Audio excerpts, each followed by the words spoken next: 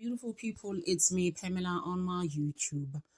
Cho, no, what's the T? Siyahlaziya. Hey guys, yabona ke indaba kaSenzo Meyiwa is getting worse. Remember I told you ukuthi uBaloyi what he's trying to do is trying to pin this guy and connect him for ukuthi you took some unpaid leave when from the 27th, which was Monday, and Senzo was actually unalived on Sunday on the 26th. So which means we also funa leave around the same time as when Senzo was unalived. And Untanzi is telling him, listen, I didn't unalive Senzo. I don't know how many times must I tell you. You know where I work, why I took that leave. Just go ask them. But I didn't unalive Senzo and I wasn't seen. And so many times it has been shown I wasn't around for Sorasmin. Around when Senzo May was unalived. Atubalo, it's fine again. We're going to get the other evidence. Constable Sizwe Luna Mangazungu, umngani Brigadier Kinenda, should I say his entourage basically. Abese team Undanzi, please do that. Hambi obuzim senzu because honestly, please, I'm tired of explaining one and the same thing, which I did not analyze Senzo Meyiwa. Uthuntanzi, you know what's crazy about this? This is hearsay. Injwabet. Yeah, but you're not sure. Yacabangela nje ukuthi this could be. And vele ngibese ngishilo yesterday ukuthi uBaloyi is going to push it and push it. Bangazi uyicabangeni le ama leave it's not going to work. Uzothatha omunye 4 weeks again. That's 2 months, guys. Of Baloyi talking crap. They must believe izinto zabo bangazazi. You understand? Ngapha people in KZN are trying to organize a march for us. I support the march and angafisa ukuthi njengoba ngila eGoli I'll go ngoba umkhaya wami uSenzo Meyiwa. We grew up in the same location, the second largest black South African location for black people. Imlazi after Soweto. So nje ngizwa kuleyo march base bazositshela i-date. I'll let you know guys of the date. Fanele simashe. Uze washa umuntu said we must do the march. Uthi they will tell us the date and thina simsaba ulongo. What ulongo is nothing. Akusho yini ukuthi uyena wadubula uSenzo ngemistake. Akusho yini ukuthi umthoko wafoni ebusuku wathi watshela isibari sika Senzo Meyiwa ukuthi unangu umuntu eduba. And look to mistake. Akho mistake there. Akho mistake there. These people have played us. It's enough. So there's a match. I'll let you know about the match, guys. So guys, Untanzi has an alibi ukuthi on Sunday he was home. After Baloyi was like, "Oh, Sengiyabona, you took your leave. So on day 27, where were you?" Or concentrating 26 on the Sunday when Senzo Meyiwa was unalived. So I said to Baloyi, "No, then it's fine." When you say you were home, is there anyone who can come here and vouch for you? Wathuntanzi, no, that's not a problem. That has nothing to do with you. Into engazengitshele leyo atheni yam. Usipho Ramusipele. That's the person that can actually find the person that can come here and say, Yebo, give witness, Untanzi was with us at home. So here's a guy's Baloyi. And Baloyi, they've been telling him. And Baloyi just doesn't get Bazubalwa no rats about 3 weeks ago. What's my lord? Why is he saying he didn't unalive Senzo? He can do that whenever he wants to. This is story and it has nothing to do with it. So namanje umtshela uNtanzi wathi no. Umuntu ozozala azosho ukuthi nganyenzani ekhaya. Namanje he's been telling him ukuthi listen. I cannot remember even into 2019 mina. I cannot remember in 2014 when I got home ukuthi ngafika ngasikhathini nokuthi ngafika ngaqala normally what I do I'll just go endlini kagokwami and greet my mother because she'll be there and then I'll be sitting with my siblings. Which is what I normally do when I got home from here in Johannesburg. I leave Carltonville first and then I get to North MTN rank and then I get a taxi to KwaNongoma. Obviously maybe I'll get there at like 6 o'clock. It's like 8 hours to get there for me. Actually it could be 9 because sometimes then I get another 6. Oh my gosh, he was explaining it to Baloyi. Baloyi was like, okay. And then what did you do when you got home? He was like, no, I can't remember, but like I'm telling you, maybe I'll be sitting with my mom and my siblings and my grandmother in my grandmother's house actually where my mother will be. So I can't remember also what I did. It's been a long time. I can't even remember what happened in 2019, for example. It's not something that I can remember. You know, guys, ngoba indaba kaBaloyi, because uBaloyi la nto la iphushayo manje, he realizes ukuthi, you know what, uNtanzi has had to shut me down now, which means I'm done with Ntanzi, basically. I cannot go forward. This guy did not analyze sense. What am I trying to prove here? He's been trying to trick him and it's not working, you know? Kufana neloni kaNtanzi, uBaloyi ungena mhlambe ungena ngaliphi iwindi, iloni yaseCapitec, and uNtanzi uyasho ukuthi anginayo, so like we got it out. It's like, what is it gonna do to you? May, this is a medical assessment. It doesn't mean that you're sick. It's just to check that you're still in good health. Uyabona lana work kubhalwe underground. sick leave ne okusho ukuthi uyagula.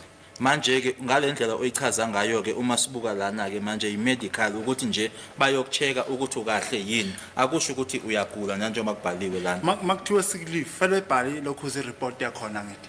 Ukuthi yini engiphethe. Lapha ibhale ukuthi nje sick leave. If it's written sick leave, then there should be a report or that indicates as to what it is that I am sick of. So now it's not noted here or recorded, it just says sick leave.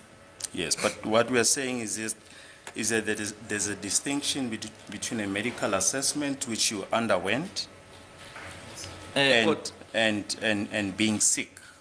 Kodwa ke esikushoyo ukuthi kunomehluko okhona phakathi kwe-medical le oyishoyo ngalendlela oyisho ngayo wena ukuthi babe yokucheka ukuthi ukahle yini, becheka amehlo, becheka isifuba, becheka amadlebe. Kunomehluko phakathi kwalokho nalokho okubhalwe la kuthiwe sick leave kuthiwa uyagula. Cha. Kungehluko ngoba utshene khona cha.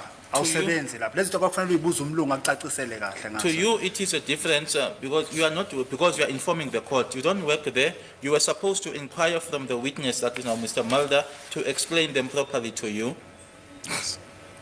So are you saying that such general medical assessment also qualifies as being checked for sickness? Such? General medical assessment qualifies for being checked whether or not you're ill. Okay. Ingabe uthi ke i-medical le okhuluma ngayo la ukuthi bakucheka amadlebe, bakucheke amehlo, bakucheke isifuba ukuthi lokho kuyahambisana yini nokuchekwa ke ukuthi ingabe uyagula yini. Kuyahambisana nalo sick ngokusho kwakho. Uma ngabe la kubhalwe medical la kuzobhalwa sick, ngabe ngendlela echaza ngayo wena ukuthi ke kuseyinto eyodwa leyo. Mina ngokwazi kwami. According to my knowledge. Mangathula ubuke lapha phezulu na wena ubhala khona medical kwakuzi 8/2014. Lona ngumshongolo. Lethe thiwa ngumshongolo emayini. Khona into yenziwe emayini thiwa ngumshongolo. Ngoba ngisebenza emayini ke ngeke ngiyazi. Ingakho ngithi mina phambi kwesekade baye kumlungu ebela maye bazobuza mina ngezinto engazazi system zekampani. The witness is pointing out just above that the 8th of December 2014. It's written there, Medical Bureau. Now, hence I'm saying that these things were supposed to be asked to the witness that was here. Now I'm being asked about the company-related matters that I know nothing of. And according to the witness, this refers to something that is called umshongolo at the mine. You can see that on that summary, page 11 of 14, there's Medical Bureau. But as we put the proposition to you previously that the date of the 26th is crucial, your whereabouts about the 26th of October 2014 is crucial. It goes to the heart of the issues in this matter. Why did you not mention these aspects? Njengoba besishilo ke kwena noma kuyinto besishilo ke kwena ukuthi ke ilanga leli langa i26 October 2014 ilanga elisemqoka kakhulu ukuthi wawukuphi nendawo nge26 into esemqoka leyo ngoba iyona ke ehamba iye ekujuleni kwako konke okukhulunywa ngako la bekungani ke wena kube wena okushoyo oyikhulumelayo lokho ukusho wena ngokwakho. Mina Nkosi enkantolo ilanga langa 26 kimali ikhomqoqa. To me, my lord, the day of the 26th is not of importance Ngoba yikho into engangigade ngazi 26 mina ukuthi kuzokwenzakalana emhlabeni. because there was nothing specific that I was on the lookout for the day of the 26th as to what was going to happen, my lord. Manje ngiyamangala makuthiwa lemqoka kimi noma lemqoka kupha lekho mqoka kimi. Now it comes as a surprise to me when it is being put to me that that day is of importance. Is it of importance to me or to who? But to me, it is not of importance. Can you clarify the issue of the transactions at the bank in Nongoma on the 25th of October 2014? Did that happen or did that not happen?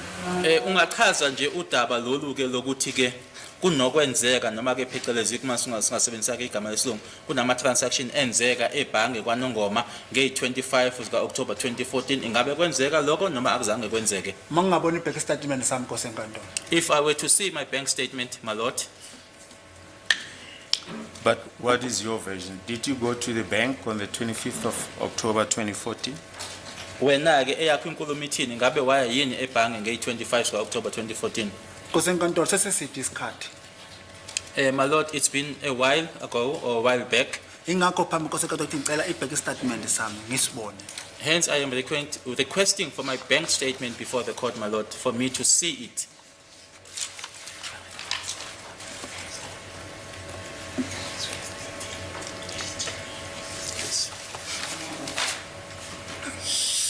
We're going to show you Exhibit DD, your bank statement.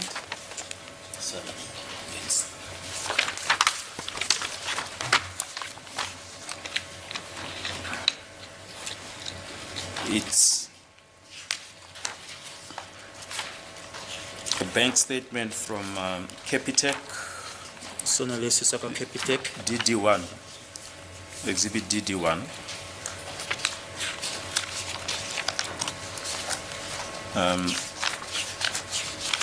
It consists of 18 pages. number page 18.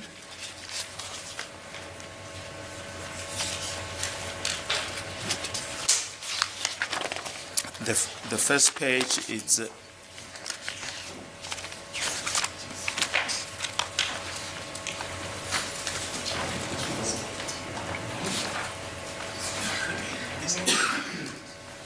the first page. It's a section 236 affidavit by an employee of Capitec Bank. Lana ke document ke section 236 umuntu osebenza ebhange eCapitec owenzeke le statement esifungelwe. Then page 2, you turn the page over.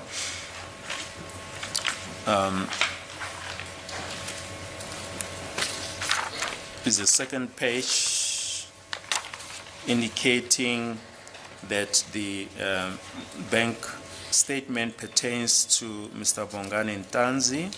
It Bese- gives the account number 13564129888. Lana ke ipage uconfirma ke ukuthi ngempela ibhange noma ke istatement lesi sakhe ke umnumzana uNtanzi ufunda ke ne number account number